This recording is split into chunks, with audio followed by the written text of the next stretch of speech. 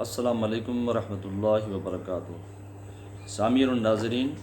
آج میں آپ کو ایسی دعا بتانا چاہتا ہوں کہ جس کو ہم نے مریض کے پاس جا کے پڑھنی ہے۔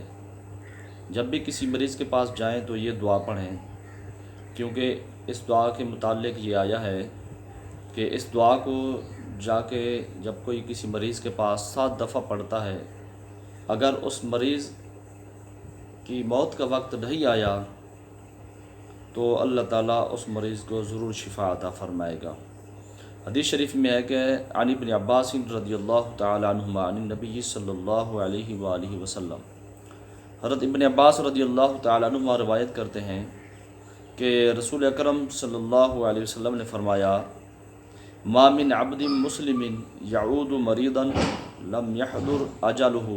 فیقول 7 مرات اسأل اللہ العظیم رب العرش العظیم ان یشفیک الا عوفیہ۔ حضرت ابن عباس رضی اللہ تعالیٰ روایت کرتے ہیں، نبی پاک صلی اللہ علیہ وسلم نے فرمایا کہ جب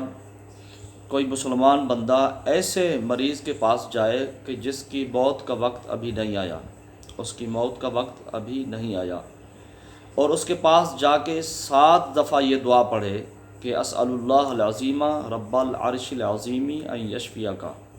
یہ دعا جب اس مریض کے پاس جا کے 7 دفعہ پڑھے گا تو اللہ تعالیٰ اس کو ضرور شفا عطا فرمائے گا، اگر اس کی موت کا وقت ابھی نہیں آیا ہے تو۔